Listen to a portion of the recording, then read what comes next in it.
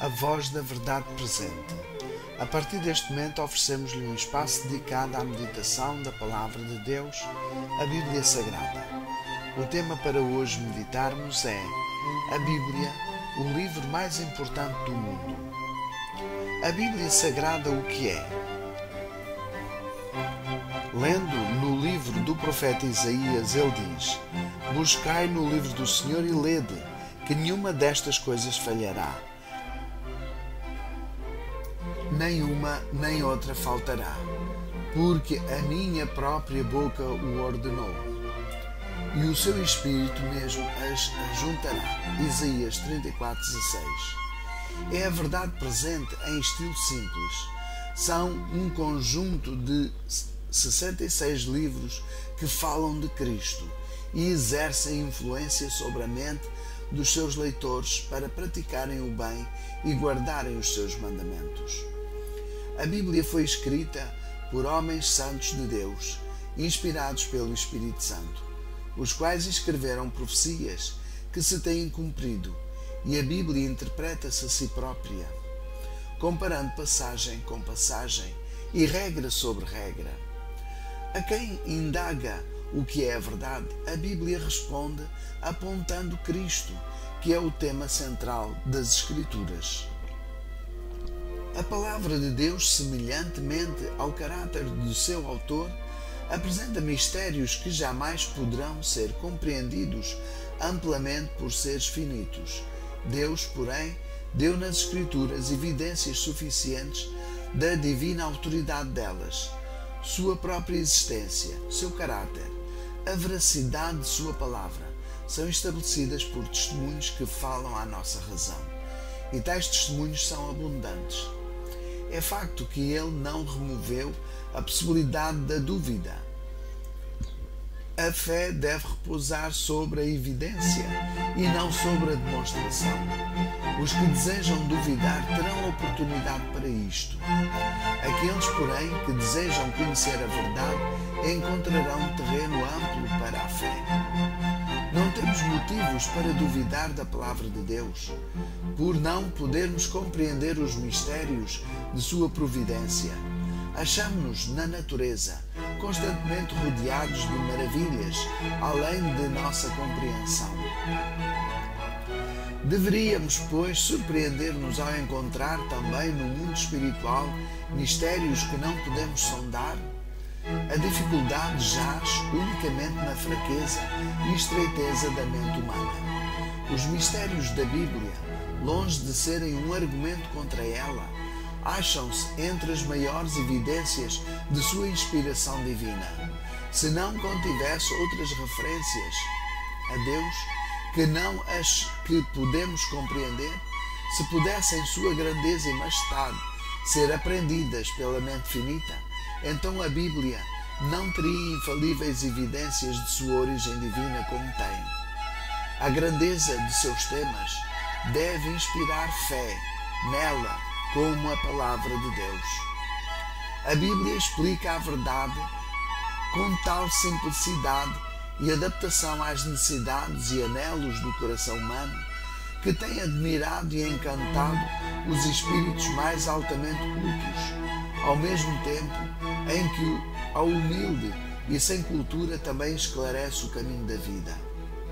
Nem a criança errará o caminho, nem o pesquisador escrupuloso deixará de andar na pura e santa luz. Contudo, as verdades reveladas da mais simples maneira abrangem temas elevados de grande alcance, infinitamente além do poder da compreensão humana, mistérios estes que são esconderijos de sua glória, mistérios que sobrepujam a mente em suas indagações, enquanto inspiram o sincero pesquisador da verdade que age com reverência e fé. Quanto mais pesquisamos a Bíblia, mais profunda se torna a nossa convicção de que é a palavra do Deus vivo, e a razão humana curva-se perante a majestade da revelação divina.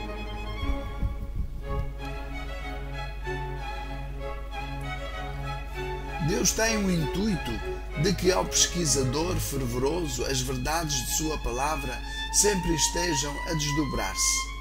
Enquanto as coisas encobertas são para o Senhor nosso Deus, as reveladas são para nós e para os nossos filhos. Deuteronômios 29, verso 29. A ideia de que certas porções da Bíblia não podem ser compreendidas tem ocasionado negligenciarem-se algumas das suas mais importantes verdades. Necessita ser encarecido e muitas vezes repetido o facto de que os mistérios da Bíblia não são tais porque Deus tenha desejado ocultar a verdade, mas porque nossa própria fraqueza ou ignorância nos tornam incapazes de compreender a verdade ou delas nos apropriarmos. Esta limitação não é do seu propósito, mas sim em nossa capacidade. Dessas mesmas porções das Escrituras, muitas vezes consideradas como impossíveis de se compreenderem, Deus deseja que compreendamos tanto quanto nossa mente pode receber. É toda a Escritura divinamente inspirada, a fim de que possamos ser perfeitamente instruídos para toda a boa obra. 2 de Timóteo, capítulo 3, versos 16 e 17. É impossível a qualquer mente humana esgotar mesmo uma única verdade ou promessa da Bíblia. Um apanha a glória sob um ponto de vista, outro sobre outro ponto. Contudo, podemos divisar apenas lampejos. O brilho completo está além da nossa visão. Ao contemplarmos as grandes coisas da Palavra de Deus, olhamos para uma fonte que se alarga e se aprofunda sob nossa admiração. Sua largura e profundidade ultrapassam o nosso conhecimento. Tal estudo tem um poder vivificador. O espírito e o coração adquirem nova força, nova vida. Esse resultado é a mais elevada evidência da autoria divina da Bíblia. Recebemos a palavra de Deus como o alimento para o espírito, mediante a mesma evidência pela qual recebemos o pão como alimento para o corpo. O pão supra a necessidade de nossa natureza. Sabemos por experiência que ele produz sangue, ossos e cérebro. Aplicai a mesma prova à Bíblia. Quando seus princípios se houverem tornado na realidade os elementos do caráter, qual será o resultado? Que mudanças se operarão na vida? Se alguém está em Cristo, nova criatura é. As coisas velhas já passaram, eis que tudo se fez novo. 2 Coríntios, capítulo 5, verso 17. Mediante o poder de Cristo, homens e mulheres têm quebrado a cadeia do hábito pecaminoso. Têm renunciado ao egoísmo. O profano tem se tornado reverente, o bêbado sóbrio, o pervertido puro. Pessoas que tinham a semelhança de Satanás transformam-se na imagem de Deus. Essa transformação é em si mesma o milagre dos milagres. Uma mudança operada pela palavra é um dos mais profundos mistérios da mesma palavra. Não o podemos compreender, somente podemos crer. Conforme declarada nas Escrituras, Cristo é em vós esperança da glória. Colossenses 1, verso 27. O conhecimento desse mistério favorece a chave a todos os outros. Abre à pessoa os tesouros do universo, as possibilidades do desenvolvimento infinito. E esse desenvolvimento se adquire mediante o constante desdobrar diante de nós o caráter de Deus, a glória e o mistério da palavra escrita. Se nos fosse possível atingir uma completa compreensão de Deus e sua palavra, não mais haveria para nós descobertas de verdades, conhecimentos maiores ou maiores desenvolvimentos. Deus deixaria de ser supremo e o homem deixaria de adiantar-se. Graças a Deus por assim não ser. Desde que Deus é infinito e nele estão todos os tesouros da sabedoria, podemos durante toda a eternidade estar sempre a pesquisar, sempre a aprender e contudo nunca esgotar as riquezas de sua sabedoria, de sua bondade e de seu poder. Jesus estudou as Escrituras na infância, na juventude e na fase adulta. Como criança, aos joelhos de sua mãe, do rolo dos profetas, recebia diariamente instruções. Em sua juventude, a madrugada e o crepúsculo vespertino muitas vezes o encontravam sozinho ao lado da montanha ou entre as árvores da floresta, passando uma hora silenciosa de oração e estudo da palavra de Deus. Durante seu ministério, a grande familiaridade com as Escrituras testifica de sua diligência no estudo da mesma. E visto que ele adquiriu conhecimento como nós o podemos também, seu maravilhoso poder, não somente mental, mas também espiritual, é um testemunho do valor da Bíblia como meio de educação. Nosso Pai Celestial, ao dar sua palavra, não deixou despercebidas as crianças. Onde é que, dentro de tudo que os homens hajam escrito, se poderá encontrar algo que tenha tal influência sobre o coração das crianças, algo tão bem adaptado para despertar o interesse delas, como sejam as histórias da Bíblia? Nestas singelas histórias podem-se esclarecer os grandes princípios da lei de Deus. Assim, por meio das ilustrações, mais bem adaptadas à compreensão da criança, os pais podem começar muito cedo a cumprir a ordem do Senhor relativa aos seus preceitos ou palavras. O ensino da Bíblia deve ter os nossos mais espontâneos pensamentos, nossos melhores métodos e o nosso mais fervoroso esforço. Para que se desperte e fortaleça o amor ao estudo da Bíblia, muito depende do uso feito da hora de culto. As horas do culto matutino e vespertino devem ser as mais agradáveis e auxiliadoras do dia. Compreenda-se que nessas horas nenhum pensamento perturbador ou mau se deve intrometer. Seja o culto breve e cheio de vida, adaptado à ocasião e variado de tempo em tempo. Tomem todos parte na leitura da Bíblia e aprendam e repitam muitas vezes a lei de Deus. Contribuirá para maior interesse das crianças ser-lhes alguma vez permitido escolher o trecho a ser lido. Interroguem-nas a respeito do mesmo e permitam que façam perguntas. Mencionem qualquer coisa que sirva para ilustrar o sentido. Se o culto não se tornar demasiado longo, façam com que os pequeninos tomem parte na oração e unam-se eles ao canto, ainda que seja uma única estrofe. Para se fazer com que este culto seja como deve ser, é necessário que pensemos previamente na sua preparação. Os pais devem tomar tempo diariamente para o estudo da Bíblia com os seus filhos. Não há dúvida de que isto exigirá esforço e a organização de um plano para tal, bem como algum sacrifício para o realizar. O esforço, porém, será ricamente recompensado. Como preparo para o ensino de seus preceitos, Deus ordena que sejam eles escondidos no coração dos pais. E estas palavras que hoje te ordeno estarão no teu coração, diz ele, e as intimarás a teus filhos. Deuteronômios 6, versos 6 e 7. A fim de que interessemos nossos filhos na Bíblia, nós mesmos devemos estar interessados nela. Para despertarmos neles amor ao seu estudo, devemos amá-la. A instrução que lhes damos terá apenas a importância da influência que lhe emprestamos pelo nosso próprio exemplo e espírito.